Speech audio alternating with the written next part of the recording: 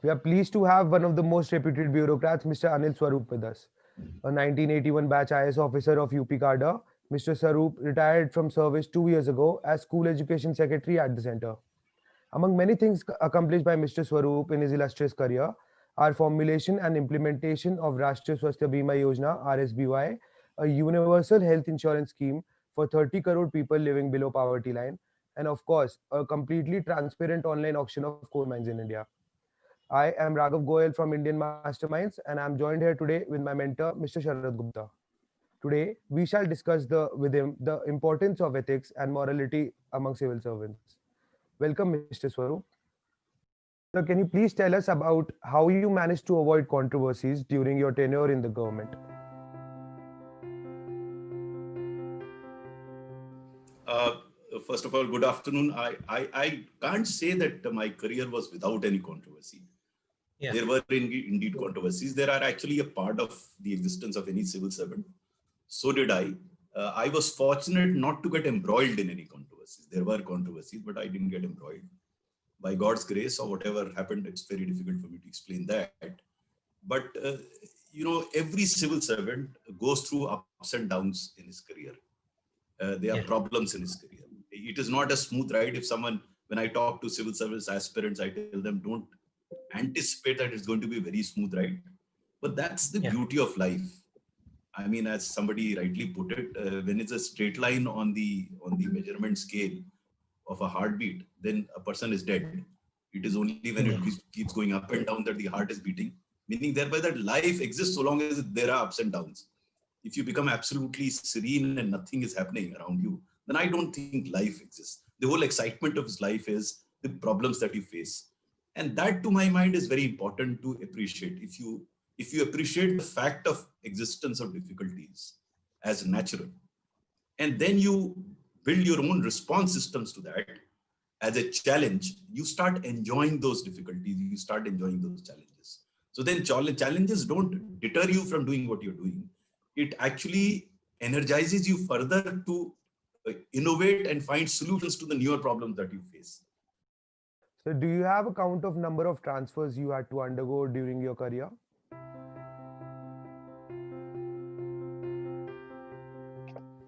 No, I never kept count of transfers. In fact, but for my initial transfer, which happened in Hardoi, which is outlined in my book Ethical Dilemmas of the Civil Servant, when as a consequence of the 1984 riots, when I took action against a particular MLA, a very powerful MLA, and who got me transferred, at that point in time, I did feel a bit disturbed.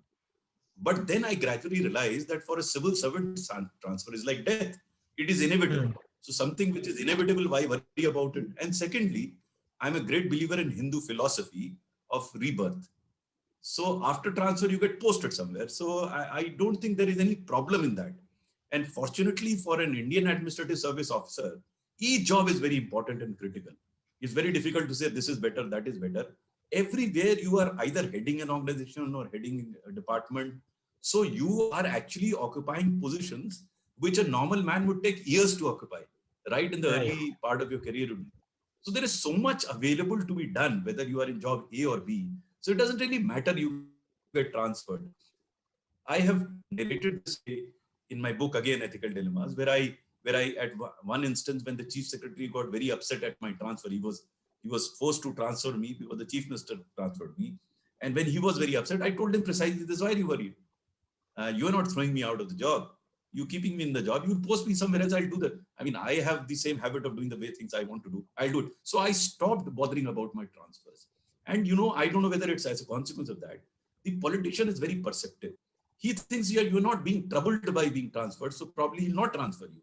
The moment you feel troubled by being transferred, why would anybody want to trouble you? Because if he succeeds in troubling you, and troubling you means whether you get troubled. If you're not troubled, it doesn't really matter to you.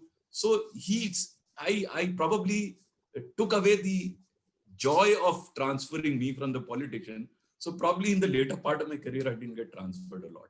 I was not really bothered about transfer. I did what I thought was correct, except the initial phase of my career where I was a bit concerned. In some cases, I was prepared for a transfer in the sense of, as I write in another incident, as district magistrate, when I had put behind the bars the president of the ruling party, and I thought I'll be transferred. I was prepared for it. I would have been transferred. I would have gone. So there were instances where I don't have kept account, but I remember distinctly when Mayawati was the chief minister for the second time, not for the first. First time I was a special secretary. Second time she wanted me to become a special secretary again, or secretary at that point in time. I was promoted. So I politely told her that I'm okay because I suffered my existence with her in the first tenure. I didn't want to repeat that. Probably she got the hint or whatever happened. I was transferred thrice in 6 months. But that's the only thing I remember. Otherwise, I don't remember transfers. They happened, they didn't happen. But when I again speak of other officers and talk to them and discuss with them, I tell them that you should not treat transfer as trophies to be displayed to the world, that you are unable to do things because you are getting transferred. I mean, that's a fashion that seems to be emerging. People are displaying that they have been transferred so many times. Now, I had a different view to all this. I felt that I have absolutely no control over what others do. If they want me transferred, so be it. I have an enormous control over myself. So I'll have to introspect whether I'm getting transferred and whether it is serving the purpose for which I'm doing something or not. Because transfer was never my objective. I didn't do things to get transferred. I somehow sometimes get a feeling people do things to get transferred. And this emanates from some sort of a psychology, which I discern in some of the civil servants, some of them, not all of them, is that they think that they are the only persons who are right. All around them are wrong. And that leads to a situation of conflict with the politician. We must understand that we live in a democracy. The ultimate arbiter is the politician. Now, I can't keep fighting with him on the assumption that I am right all the time and he's wrong all the time. I do discern that on occasions. I find some people blaming the politician for everything. I'm not saying they're not to be blamed. There are a number of issues with that to be blamed. But to blame them for everything is absolutely wrong. We must appreciate the fact that politician also has a constituency. Politicians also has an agenda, as I also have an agenda. I can't say I don't have an agenda. It may be at variance with politicians. My job is to see that I don't do anything which is illegal. That is very clear. Politician tells me to do anything wrong, which is illegal, I will not do it. But then there is a huge amount of gray area where it is not defined what is right and what is wrong. So do you believe in the concept of punishment postings? No, first of all, the transfer is not a punishment. Secondly, there is no such posting as punishment posting. I'm talking in the context of IS officer. I have held all assignments. I mean, people we were so-called considered to be punishment postings was one when I was made member Judicial Board of Revenue at Allahabad. In fact, I asked for it. I asked for that for one of the rare occasions because I knew I will not suspend the officers that the Chief Minister wanted me to suspend. I didn't want to embarrass the Chief Minister, so I volunteered to get transferred. That was one of the rarest of rare cases that I said, I don't want to embarrass the Chief Minister because I don't want to fight with him. I mean, my job is not to fight with the Chief Minister, but my conscience does not allow me to suspend officers without any specific charge against them, just because the quota has to be. That's another part, another chapter in my book, where, because of certain quota of suspending officers every meeting, they were supposed to be suspended. I said, what nonsense. I'm not going to do that. So I volunteered to move out and I moved out and I enjoyed that stint there. I mean, I think that chapter there is titled by Bats, Rats or something. So were there any instances where you initiated things but were transferred out before they could be taken up their logical end? No, see, again, I very soon in my career, again, as I said, in the beginning, I used to feel that in the beginning of my career. And that's why if you read Ethical Dilemmas of Civil Servant, in the beginning, I had dilemmas. But as I, grew in the service and as I matured, in my mind, dilemmas ceased to exist. I knew what I had to do. So I was very clear in my mind. It's not that objectively dilemmas didn't exist. There were dilemmas, but I was very clear what needs to be done, what not to be done. So there were many occasions in which I started a few things. I was transferred out. So be it. That's not my job. But in a number of cases, I managed to do it. I managed to complete my job, what I wanted to do. Fair enough. So, for example, when I was in Rural Development Commissioner, I was initiating a few things because that's a very critical job in rural development. And I was transferred out because I refused to suspend 3 officers of which the Chief Minister wanted me to suspend. So I said no, and I was transferred out, so be it. But let's put it this way. If the chief minister asks you to suspend an officer, I'm not saying what I did was right or wrong. Again, in my book, I said that is what I did and what I felt at that point in time was right. Now, as I talk about ethical values, I say that not only are your values not frozen in time, they are also not frozen in geography. So, for example, I may have a different value system, you may have a different value system, and I should not be contesting your value system. And then over a period of time, you may change your value systems. You may start as a non-vegetarian, you might become a vegetarian. So your value system also changed, as did mine. I started, initially, I also had this feeling, and some of us do have it, that all politicians are, the world is wrong because of politicians. Very unfortunate, but that's also I had. That was my understanding of politicians. Gradually, over a period of time, I realized they're as good or as bad as I am. They have their problems, I have my problems. Now, the issue is whether you going to confront the politician on every issue and presume that he's wrong, or try and understand and appreciate what he's saying, and what is not illegal, try and accommodate. Now, that's very important. I'm using the word accommodate. Accommodation is a way of life. You have accommodation with your wife, your family. It's not that whatever you want to do is right. I see some officers having this serious problem of not accommodating a politician. So, taking the example that I had given earlier, suspension of officers. Now, the chief minister was legally entitled to suspend an officer. There was nothing illegal about it. No, I could have suspended him. Now, the question is whether I should have suspended him. I didn't, because my conscience didn't allow. There's no law in it. Now, there could be other cases where, in some cases, politicians want me to transfer an officer from one place to the other. Let's put it this way. He wants to transfer. There were many cases when I was a Central Provident Fund Commissioner. All the transfer orders came from the minister's office, even for which I was authorized. It came from. So I went and spoke to the minister. I tried to explain to him that why if you want few transfers, some people come to you, I will sit down and have a chat with you and we'll come to an accommodation there. But if you do everything, then what am I sitting there for? I managed to convince him. And the transfers came to me. Now, it could have been the other way around. The minister could have insisted, no, we will do it. My contention here is, if you have appropriate communication skills and convictions, in a large number of cases, the politician will agree with you. I remember distinctly throughout my career, in almost 90% of the cases, the politicians agreed with me. But I have to give that 10% to him. If I want 100%, either my way or highway, then there is a problem. I find this problem with some officers. They say it's my way or highway. And this problem is not with, I'm sorry to say, dishonest officers, because they in any case do what they're doing. The problem is with honest officers, because a large number of honest officers believe that except them, rest of the world is dishonest. In fact, I was coming to that only. There are a set of officers in Indian bureaucracy who are known for their honesty and integrity. And they are being frequently transferred. Like Mr. Ashok Khemka has just written a book also. And how many times he has been transferred? He doesn't spend more than 3 to 4 months in a place. And there are so many others, Tukaram Mode and Sanjeev Chitra, so many of them. So why is it that they are not being tolerated by the political governance? I would put it differently. Yeah.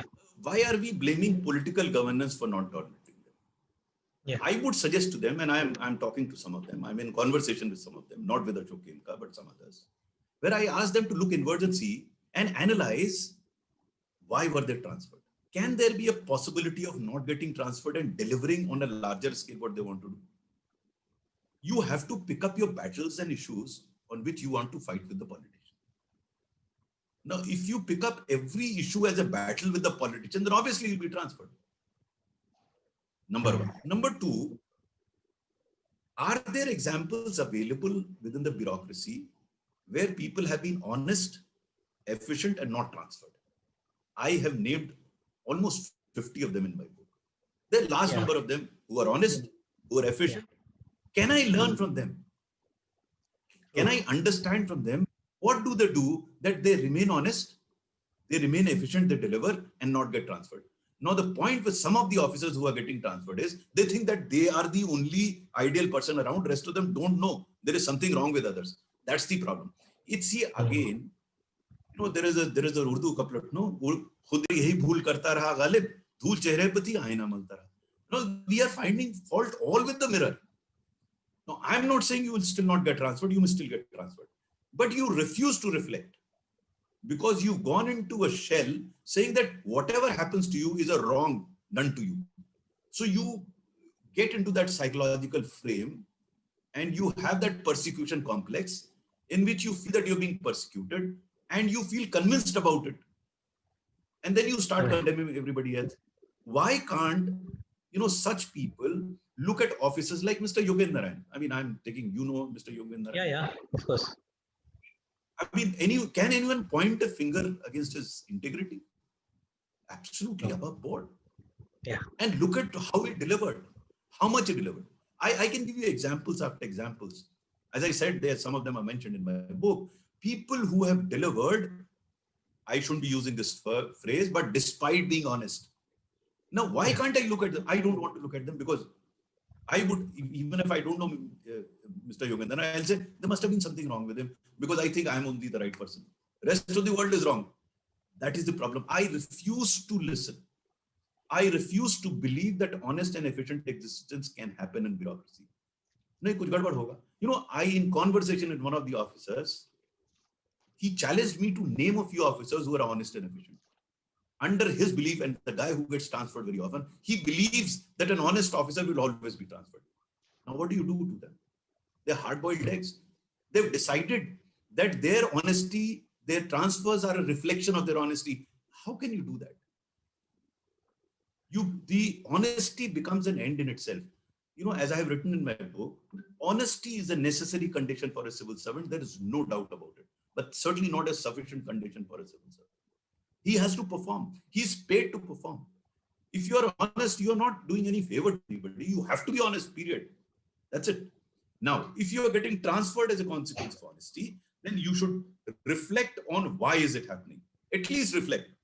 My hunch is, and the conversation, as I said, with one of the officers I discovered that guy was not even ready to even give it a thought, leave alone reflect. He said, I am right. They're all wrong. All politicians. What nonsense. How can you assume, in another statement and another chapter in my book, I've talked about the 5 C's. Yeah. I've said, it is not the politician. It is these 5 C's who have stopped me from doing things. And none of them is a politician, by the way. None of the 5 C's are manned by politicians. Politicians, you can at least talk. I mean, I'm not saying that I had a comfortable time with all the politicians. I had problems with politicians. But I had politicians like Kalyan Singh, I had politicians like Oscar Fernandez, Mallikarjun Kharge, Prakash Javadekar. I mean, these are politicians I admire.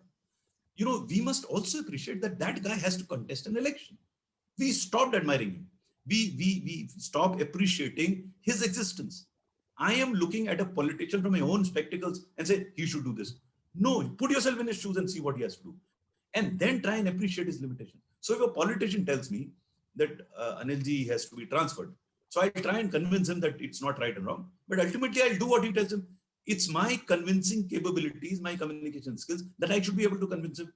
There are a number of chapters in my book where I've tried to convey this, that on a number of occasions, I managed to convince the politician. There were other cases where I couldn't convince the politician. He went, so be it, that's how life is, I mean, life is not like whatever you want will happen. It doesn't happen that way. While treating politicians, I said, no, it's my way or your highway. How can it happen? It's wrong. What's the trick that you managed to say no to both the chief minister and also the prime minister at a certain level? Probably it was coal mines, coal auction or something, and then he still managed to survive. No, trick is very simple. Trick is, first, have no expectation from the politician. That's the first trick. No expectation from the politician. The moment you start any personal favor, then you are in trouble. That is one. Number 2, you yourself have to be extremely efficient. Secondly, fully conversant with rules and regulations. And thirdly, you should appear to be accommodating.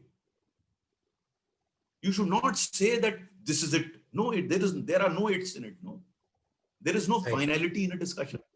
So you must be, and that's why I use the word accommodation, because in a number of cases, I'll give you another example. I mean, there's so many examples narrated in my book where I went by what the politician said, and on occasions I didn't go by what politician said. If you overruled me, so be it.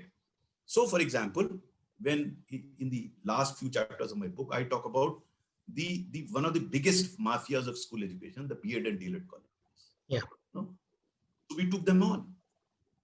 We took them on, and as a consequence of which, the courts came after the chairman NCT, and he had to resign from the IS. Yeah. I wanted to carry on the battle after his resignation, but my minister overruled me. And very fine minister, Prakash Javadekar.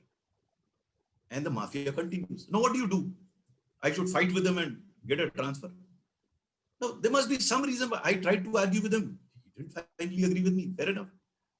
Look at another situation, another chapter in my book, where he wanted to remove chairman CBSE.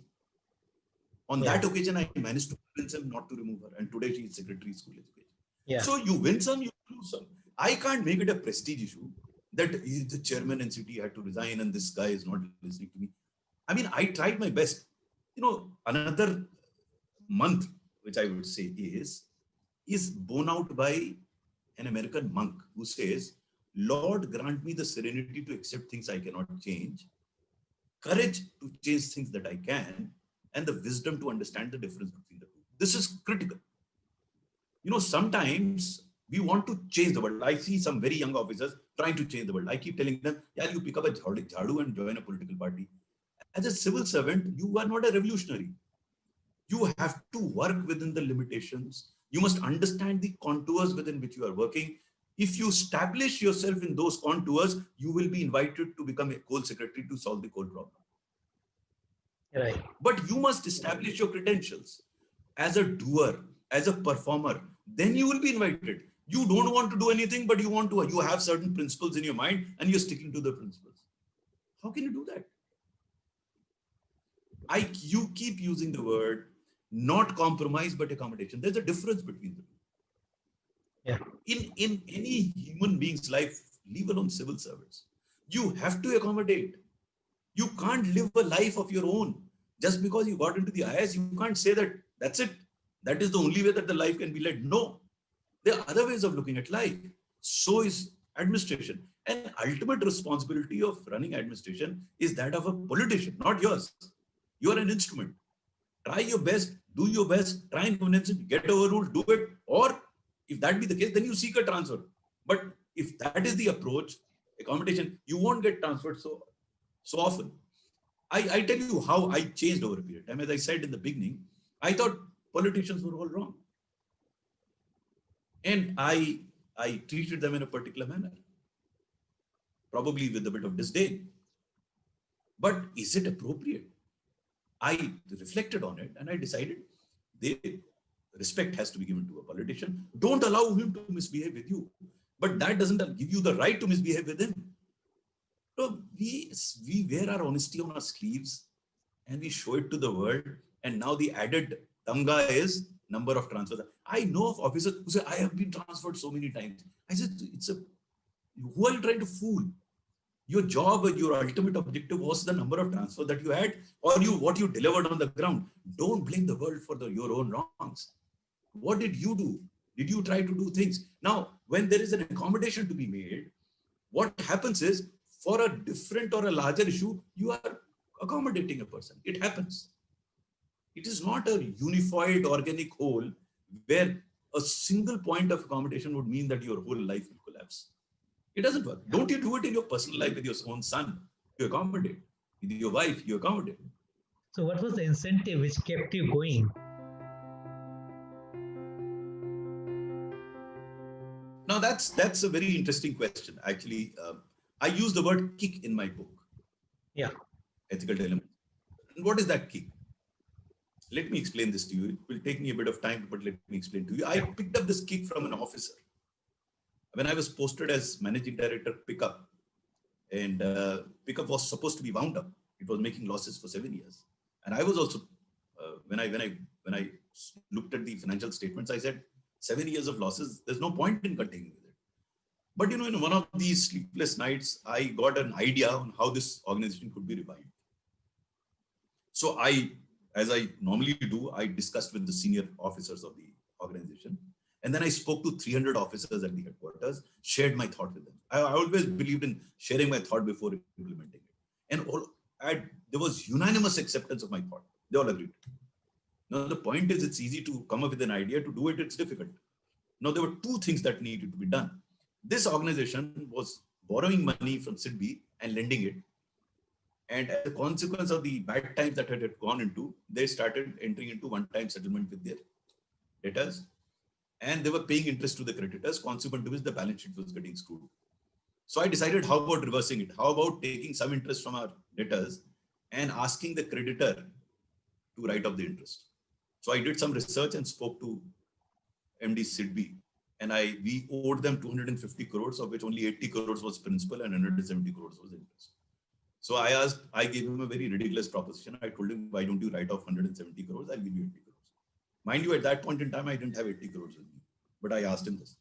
Now, he, of course, shot through the roof. He said, how can I do that? I had done my research. I told him, as you did it for other 15 entities, private sector entities. Now, he didn't know that I knew that. He said, no, but वो private sector थी. I remember coming from Lucknow, I used this phrase. I told him, क्या हमें कांटे लगे हैं क्या? So then I did something which was ethically incorrect. I probably will not do it now, but I did it. I threatened him. I told him, I don't know whether you did research about me. I was in the police before I joined the IS. And a couple of my batchmates are in the CBI. And all I have to do is to write a letter to them. Just state that you have written off interest of 15 private sector entities to a public sector entity. You are saying no. No, this was a shot in the dark. Very unethical thing to do, but it worked. The guy next morning is there in my book. I have written it. Next morning, rang me up. I'll write off your interest. Now, look at the implication of what was happening here. But I didn't have 70 crores. So I went to Mrs. Rita Sharma, Dr. Rita Sharma, who was Principal Secretary Finance. And I knew her. So I told her, Madam, we owe SIDBI's 250 crores. And the loan is guaranteed by the state government. If you don't pay, then they might attach our treasuries and they will recover the amount. You know the pickup is in a bad shape. So she asked me, kya kiya jaye? What should we do? So I told her, I've already done it. What have you done? I said, I've spoken to MD SIDBI. And he's agreed to write off the interest. She couldn't believe it. She said, state guaranteed loan and he's agreed to write off interest. Then I told her, Madam, but I don't have a single penny. You have to give me some money. Within 24 or 48 hours, she gave me about 27, 28 crores. I paid immediately to SIDBI. And on 27, 28 crores, I got an interest write-off of about 55 crores. And the balance sheet became black. It ran into profit. It has become a case study now. But I had to pay the rest of the amount also out of 70 crores. Where do you get the money? So I invited, now this is important. You read this chapter in the book. I invited the most corrupt general manager for a cup of tea. Yeah. People asked me, why did you do that? I said, by that time I had discovered that all corrupt officers are very efficient if they are not behind the bars. Because stupid fellow will go behind the bars, intelligent man will stay out and continue to be corrupt. I called him for a cup of tea and the conversation was very interesting. I asked him, yaar, is organization mein kuch bacha to hai nahi, ab choosoge kya? So he was shocked because no matter how corrupt you are, you will never admit to corruption. So I said, you forget what you've done in the past. Beeti tahe bisar de, aage ki sutle. Now you heard me. I want to revive this organization and I want your help. I don't know what happened to him. He said, yes, sir, I'll do everything. And to cut a long story short, he worked hard and we started recovering. And the organization turned around. And as you know, we made profits. And since the organization made profits, I was transferred. Transfer industry, you know, was... How did you get the kick out of it?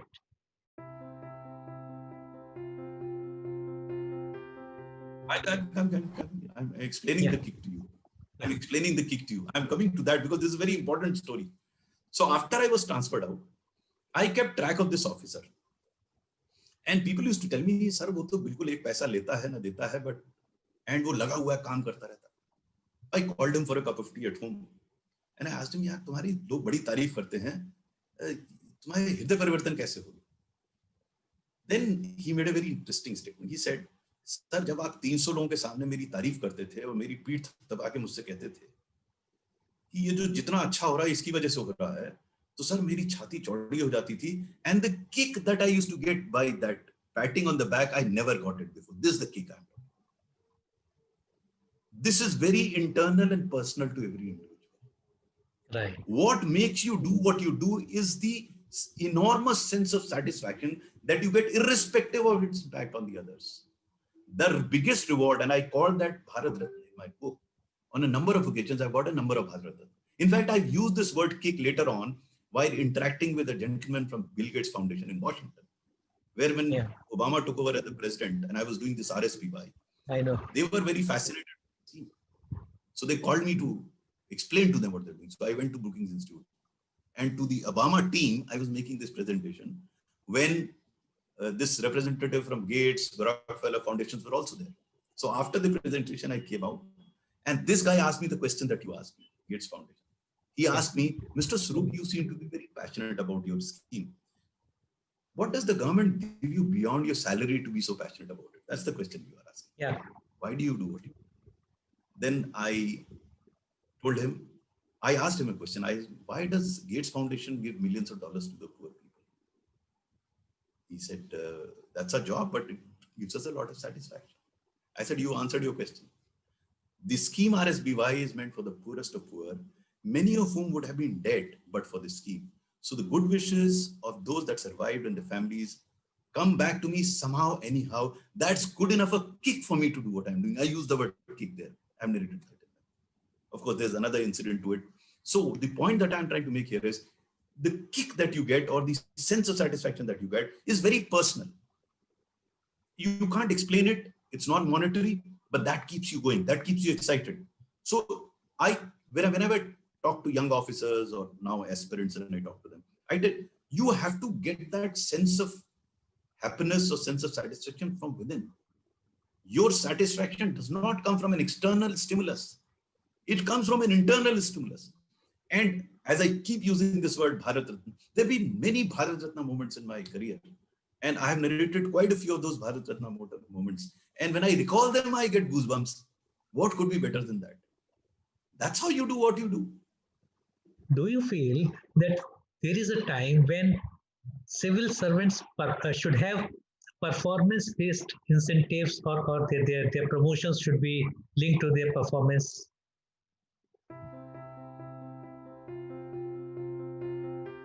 You know, I have written a full chapter in my book on what needs to be done to civil servant.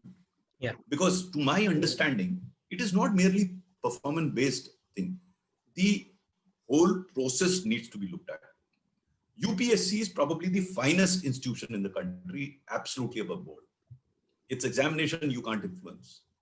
But the problem is, they are not selecting leaders. They are selecting people who can express well in 3 hours, who can probably speak well in half an hour. That's it. Some become accidental leaders in the service, but they're not selecting leaders. They are selecting people who are good at writing, who are good at expression, who are good at analysis. These are essential attributes of a leader, but not sufficient attributes of a leader. And hence, when they get into the service, you find so many toppers actually falling by the way. If they were so bright, if brightness and brilliance were the only attributes, they should have been performing very well. They don't. I mean, if you do research on the toppers, you'll find almost 50% of the toppers floundering. Why? Right. Because they're good at writing, probably good at expression, but they're not great leaders. Now, leadership requires different attributes. Today, not earlier, you have tools through which you can actually select leaders. And UPSC should. Right. That's one. Number two, when you train them, what are you training them in? Of becoming brilliant individuals. So they are selecting brilliant individuals. They are training them to become brilliant individuals, whereas you have actually to be a team man. You're a part of a team. We aren't. Civil servants are not team leaders. They are not team people. They're brilliant individuals. So they will write great books. They will make great music. They will good analysis on a file. But for them to take work from others, so training has to be changed to make them into good leaders. Then, third step, I've talked about each step, mentoring. Now, when the person gets into the service, who is he looking at? He's looking at, oh, this guy is making so much money and he's having a great time. He'll say, yeah, that's a better path. No, there's no mentoring. He is himself trying to observe around himself, and sometimes he gets kicked. So he gets transferred once, then he starts getting kicked out of transfers, then he becomes a transfer fan. Then he starts wearing transfer. So what is this? Poor mentoring I'll treat it. You selected a wrong man who did not know how to accommodate. Accommodation is a big attribute of a leader. He doesn't accommodate. You select a person who thinks that he's so good that others are useless. So you've selected a wrong man. Then when he gets into the service, he looks around him, he sees so much corruption. He doesn't have the spectacles to look at good officers. So he looks at only bad things. And then he starts questioning, there are no good officers, where indeed are. If you have appropriate mentor, he'll guide you. Bhai, uska dekho kaise kaam kar raha hai. He would not like, he would like to look at something which is giving him the kick of being masochist. Usko laat pad rahi hai, isko laat pad rahi hai, sab अच्छे लोगों को लात पड़ रही है तो बेकार है service. So then you think in terms of resigning from the service or fighting. So mentorship is very important. Then positioning of the officers. Now, these three things can be done without any political interference, but the fourth thing, politicians. Where are you posting the officer? What is the signal you are giving to the officer? If the bright and efficient officers are put in the cold storage and the other officers who are not so bright and probably corrupt are given prominence, what is the signal you are giving to others? So there has to be an appropriate transfer policy. This may or may not happen, but I'm not so hassled about it if first three are taken care of. Then what is the evaluation system? How do you evaluate?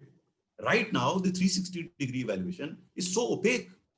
People ask me on phone, yaar, ye aadmi kaisa tha? I remember once I was in Leh, getting into a monastery and get a call from a senior officer, yaar, uska mujhe evaluate karna hai 360 degree mein. How is that officer? Now, it depends on the mood and my mood at that point in time. मैं बीवी से लड़ा हुआ कहूंगा बिल्कुल बेकार था. Is this the way? You know, this 360 degree has been picked up from private sector, where you analyze an officer in detail. Now you are making an officer secretary government of India. He can actually destroy the department. और phone पे पूछ रहा उसका क्यों कैसा है? You know, normally I would spend the entire day in a group to discuss an officer and then call him for about 2 hours, have an intensive interaction with him before coming to a conclusion whether he's fit to become secretary or not. No one does that. So it's not one lateral entries improvement. No, you know, expertise can be outsourced, but attitude cannot. I think the biggest problem with the civil service is that of attitude. My dear friend, ये बिल्कुल गलत है specialization करते हैं. वो specialist आगे करेगा क्या? I mean, he will mess it up further. The job of a senior officer is to get things done, not become an expert himself and do it. It doesn't. I didn't require expertise in coal. I didn't require expertise in education. But if I could manage to get those experts, which I did in coal, I knew who to get and how to get. And they were experts that did. I didn't interfere in the job. If you ask me what I did in coal block auction, I didn't do anything except getting the right people for the right job and giving them a protected environment where they could perform. That's the job of a leader. That's what required to be done in the civil service. Unfortunately, that is not done. Feeling of family within the IAS fraternity is missing.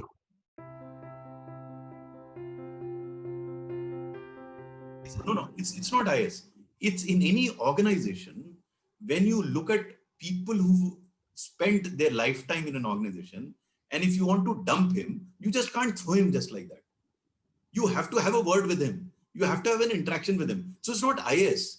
It's a question of senior positions in the government have to be taken up in an appropriate manner. And if you do find somebody unfit, have a word with him. And before finding him unfit, also have a word with him. Because at senior position, as I keep telling you, secretaries are very, very critical in governance. You can't have yes or no in an opaque manner. You have to have a chat with the concerned officer who are considering for secretaryship. You can't just do it on the basis of phone calls. And I tell you, you look at his ACRs, you talk to people, I have no problem with that. But then sit and discuss. You know, what you have to do is to get hold of people who are good at understanding other people and who have no personal stake in it. Sit in a room, discuss an officer at length, go over his attributes, and then have a word with him. And then, you know, I'll tell you, I was invited by the World Bank to join the World Bank at a very senior position. How did they do it? You know, the vice president flew to India to have a discussion with me of the World Bank. They said yes. No, they traveled from all the way for picking up an officer at the director level, director which is reasonably senior in World Bank, and I'm talking long ago. She flew all the way to Delhi to discuss with me. Here we are selecting secretaries to Government of India and we are not talking to them. What is the way? I mean, it can be done, it should be done, and probably it will be done. Right. It is time consuming, but it is worth it. You have an officer who's going to occupy the top position in the government for next 2 years, and you don't even have a day to have a chat with him. Just like that, you will select him. It's crazy. In fact, there is a procedure in civil services where you promote the whole batch en masse, irrespective of their performance.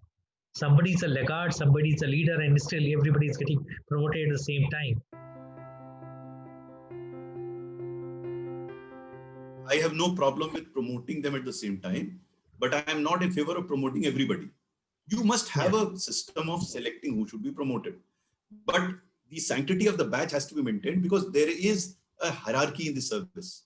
So if you want to leave out, have a good reason to leave him out. But you can't say that I will take 6 batches and together and do it. There is a culture that has evolved. There's no harm in sustaining. Why do you have to? In any case, let me tell you, 15 to 20% of a batch becomes secretary of government. Sometimes less than that. It's not that everyone in the batch becomes secretary of government. Yeah. The critical point is who is becoming secretary of government. I think the important point is not whether you take 6 or 10 batches. You can take 2 batches, no problem with that. But there must be good reason for leaving out somebody as a good reason for selecting somebody. And that good reason cannot be a telephone call. Right. In fact, you were in Uttar Pradesh when this whole campaign to identify corrupt officers was launched by the highest officers themselves. So how do you see it now in retrospect?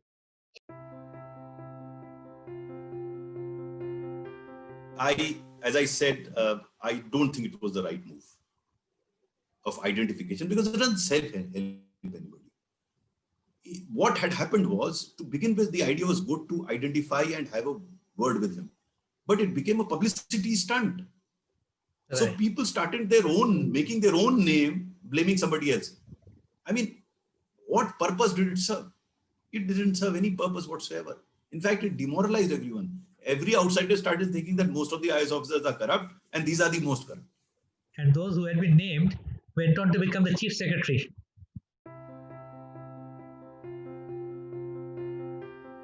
And then went to jail as well. So it didn't serve any purpose. Every action has to have an objective or purpose. You can't do it just like that to get a kick out of it. No, identify. Some people did. I mean, during the internal discussion, I used to tell them, we should not talk to the media because it's a matter of the family. We should have the courage to confront that officer. And I did. I have not written that in my book, but I did confront an officer and asked him, why do people think that you are the most corrupt? He was shocked. I said, you should introspect. I am nobody to tell you whether you are corrupt or not. He asked me, that person asked me, do you think that I am corrupt? I said, it's not material. I don't even know that you are corrupt. I have no evidence. But I know for a fact that majority of the officers think that you are corrupt. That should be good enough for you to be careful and introspect. Means from 1981 to 2020, almost 40 years. And what has changed in civil services and what needs to be changed?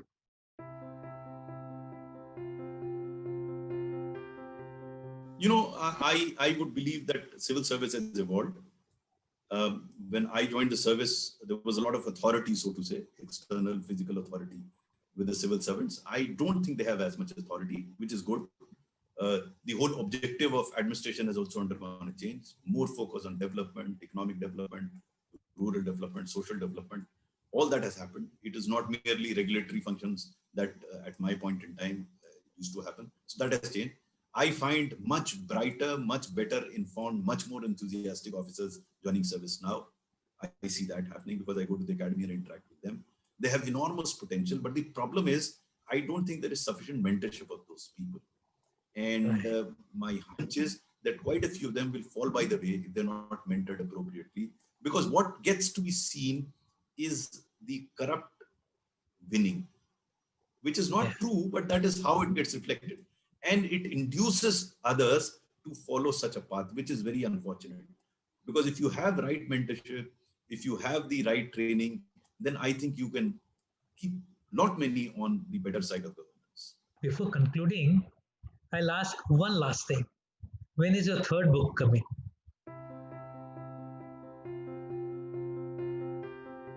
I am already working on it. It should come in 2021. And the title probably would be Making It Happen in the Government. It probably will be titled Making It Happen, because there is a lot of negativity around that things don't happen. I'm trying to bring in examples of people who have done despite the problems that they face. So both from the government and the non-governmental sector, I'll present case studies where people have managed to do things despite all the problems that we face, so that others feel incentivized and induced to do things that they should and they can, and probably they will. And how is your organization, Nexus of Good, coming up? It's doing very well. It's growing by the day. More and more people are joining. Hundreds of them are joined. It's very encouraging, whatever that is happening. Very, very. So whenever I interact with you, you always say that you are busier now than were you in the government.